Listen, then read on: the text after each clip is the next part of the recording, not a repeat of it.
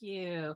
So if you remember from the past 2 months, I talked about our Universalist history and our Unitarian history. And so now we're going to go a little bit back pre-merger and talk about the merger and some since then. So in 1925, both the Unitarians and the Congregationalists approached the Universalists. A commission was charged with looking at both proposals, recommended closer work with the Congregationalists. Now, the Unitarians felt rejected, although the Universalists didn't really want to merge with anyone.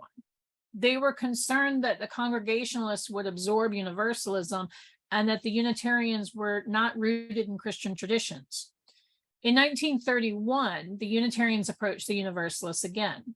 A joint merger commission was formed. The Universalists didn't want to give up their identity. They did, however, establish Free Church Fellowship in 1933, creating a structure for liberal churches to unite efforts and coordinate programs. But there wasn't really any support for this Free Church Fellowship outside of Unitarian or Universalism. In 1933, the first Humanist Manifesto was published. It challenged all traditional religious assumptions. Only one Universalist minister signed it, and 2 signers held joint fellowship with both denominations. Most Universalists, however, did not support it. And in 1935, the General Convention for the Universalists adopted a new, quote, bond of fellowship and statement of faith. And here's what it said. The bond of fellowship in this church shall be a common purpose to do the will of God as Jesus revealed it, and to cooperate in establishing the kingdom for which he lived and died. To that end, we avow our faith in God as eternal and all-conquering love, the spiritual leadership of Jesus, the supreme worth of every human personality, the authority of truth known or to be known, and in the power of men of goodwill and sacrificial spirit to overcome all evil and progressively establish the kingdom of God. Now, this changed a lot of things. It reflected a new way to look at Christ. He was now seen as a leader and a spiritual model. It changed the way they looked toward the end of time. There was no more concern of life after death because the kingdom of God was a gradual result of human effort here. It affirmed their commitment to social justice, and it didn't mention the Bible. In 1938, Robert Cummings, the general superintendent, proposed a 4-point program for renewal and begin work to restructure the denomination. And in 1942, they became known as the Universalist Church of America, and the delegate body became known as General Assembly. In 1943, Cummins addressed the assembly this way, quote, Universalism cannot be limited either to Protestantism or to Christianity, not without denying its very name. Ours is a world fellowship, not just a Christian sect. For so long as universalism is universalism and not partialism, the fellowship bearing its name must succeed in making it unmistakably clear that all are welcome. Theist and humanist, Unitarian and Trinitarian, colored and colorless. A circumscribed universalism is unthinkable. Both in 1942 and 1944, the UCA sought admission to the Federal Council of Churches, and both times they were rejected on theological grounds. So in 1946, a group of younger ministers organized into the Humiliati. They developed the symbol of the Universalist Church, a cross off-center in a circle. And this represented that while Universalism had emerged from a Christian tradition, Christianity was no longer central to the Universalist gospel. Now, in 1949, the Committee on Union with Unitarians reported to General Assembly. The delegates unanimously approved a resolution calling for federal union and referred the matter to the local churches for a vote. 304 certified Universalist churches participated in the poll. 220 voted yes.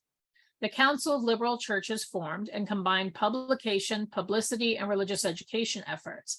They hoped that other liberal churches would join, but none did. So 1955, we're getting closer to the merger.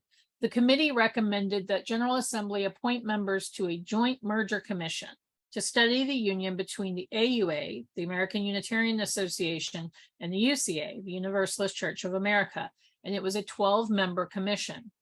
They prepared and transmitted a detailed plan to the churches for consolidation in 1958.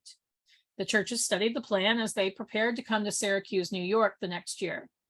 They had a joint meeting of both denominations to hammer out the proposal, but not together in the same room. The Unitarians met in a local hotel, and the Universalists met at Betts Memorial Church.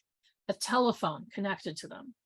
Now, if you ever thought that our multi-platform GA is cumbersome, think about using the phone to go through the proposal step by step, carefully considering any changes or amendments. There was a struggle over how to define the relationship of the movement to the Christian traditions they both emerged from. Their statement of principles did not mention Jesus. Instead of our Judeo-Christian heritage, they used the Judeo-Christian heritage. A slight change, but an impactful one.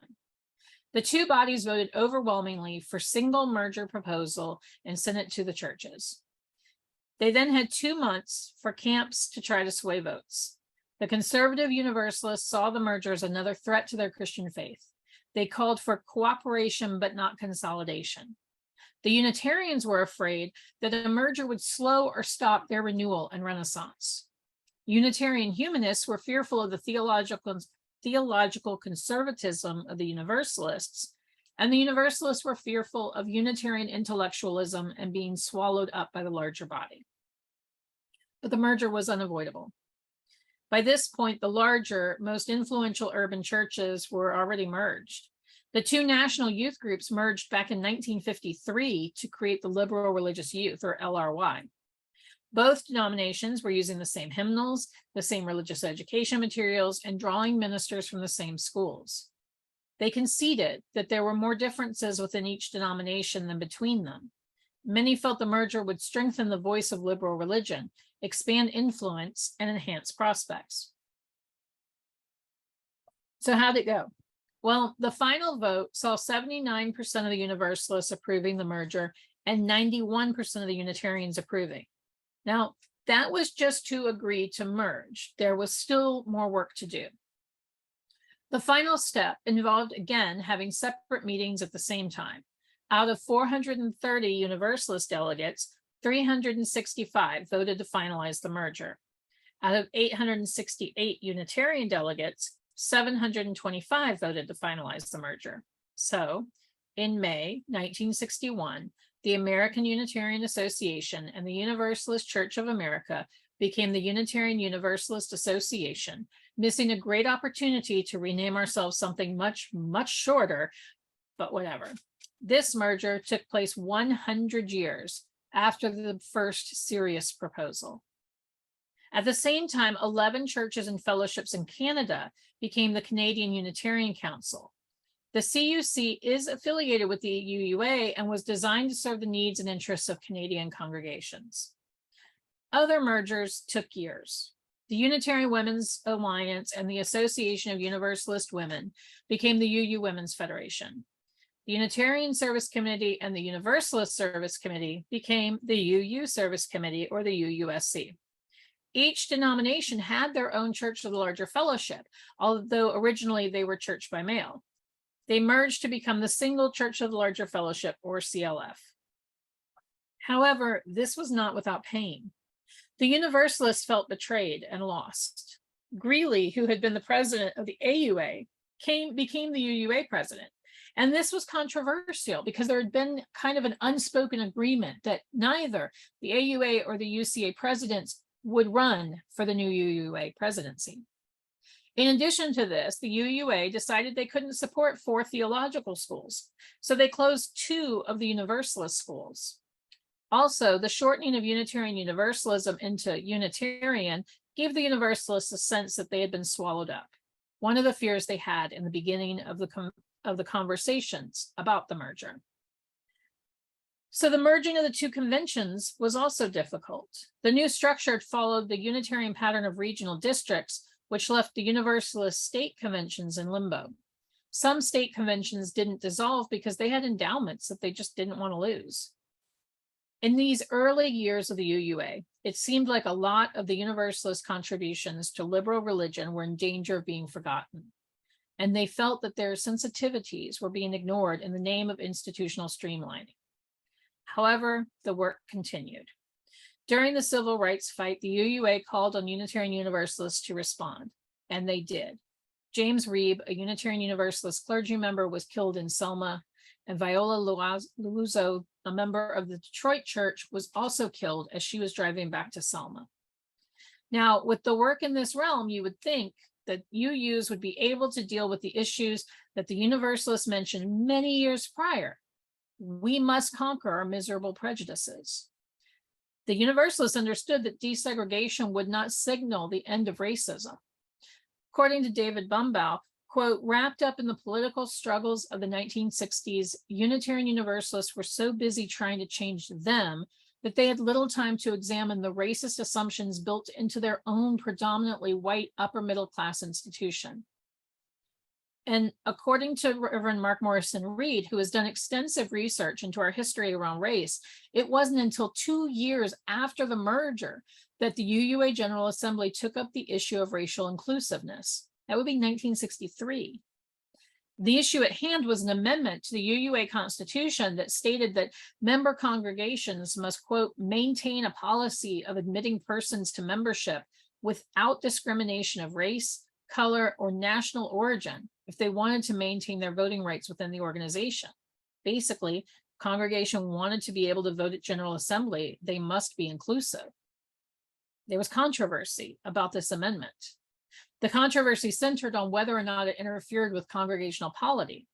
Now, congregational polity is the authority, absolute authority that individual congregations have to determine all matters concerning their governance. And it was this point that our congregations argued on.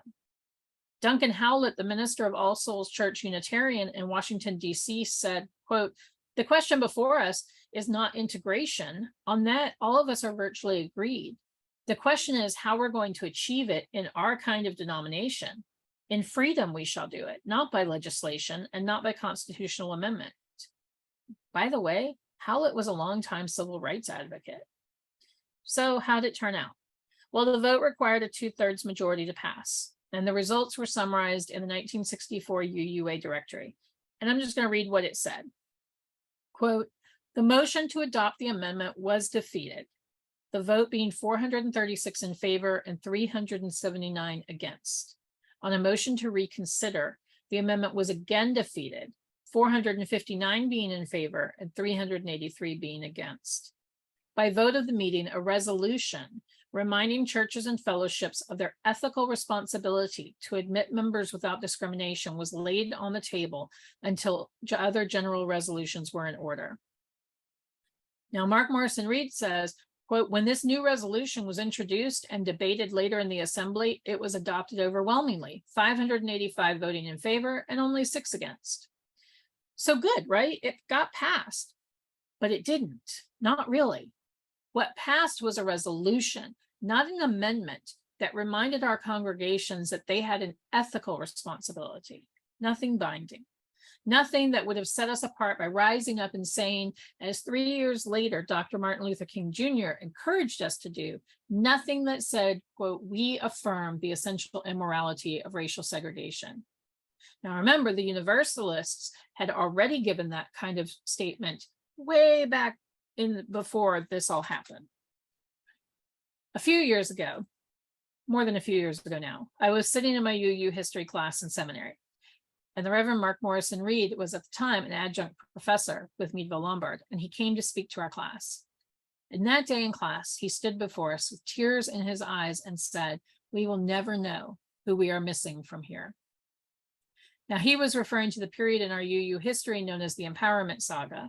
And I'm going to attempt to summarize this time in our history because it's long and complicated and painful, and I will not do it justice in a simple sermon. The report from the Racial and Cultural Diversity Task Force summarized the period in this way. After much debate and controversy, the 1968 General Assembly voted to create the Black Affairs Council, or the BAC. Despite strong commitment by some individuals and congregations, suspicion, misunderstanding, and lack of funds contributed to the ultimate demise of the BAC. The majority of white Unitarian Universalists did not accept the responsibility to understand and nurture the program they had dared to embrace in 1968. In spite of the dismay of many, This lack of support for the program became a source of division between those persons committed to cultural assimilation and those who advocated self-empowerment. Events came to a head at the 1969 General Assembly in Boston, and in 1970, funding for the BAC was eliminated. These actions resulted for some people in feelings of disenfranchisement, and unfortunately in the eventual departure of a significant number of African Americans as well as white Unitarian Universalists. In their book, The Arc of the Universe is Long, Leslie Takahashi Morris, Chip Rausch, and Leon Spencer write, quote, "This promise made to the BAC remains as an unpaid debt in some eyes." Intent versus impact. We may never know who left and who didn't return and what we as a movement have lost. But that was the 60s and 70s, a time when our country was still in the grip of the civil rights movement and figuring everything out. Surely we've moved past this, right? Maybe not. At the 1993 General Assembly in North Carolina, the focus was on race. We heard about our history as Unitarian Universalists around race. We began the process of reflection to go even deeper, to discover what we could have done better, what we could do better. And it began to look like we were moving in the right direction. And then the party happened. Saturday night, there was to be a dance, a Thomas Jefferson birthday ball. People were supposed to come in period costume for a Thomas Jefferson themed dance. And we'll pause and give you a moment for that to sink in. Now, there is a lot of planning that goes into General Assembly, and know that many people brought up concerns in the weeks leading up to it. Reverend Joseph Santos Lyons described this event in his 2006 seminary thesis. He says, quote, "In 1993, a year after the Racial and Cultural Diversity Resolution established the Racial and Cultural Diversity Task Force, General Assembly was held in the Thomas Jefferson District in Charlotte, North Carolina. As part of the program, the GA Planning Committee sponsored a Thomas Jefferson ball with instructions to come in period dress circa 1776. In the months leading up to GA, protests were issued by Unitarian Universalists, including African descent Unitarian Universalists, deeply concerned that this would mean people of color having to attend in chains as slaves, as those were their circumstances during that era.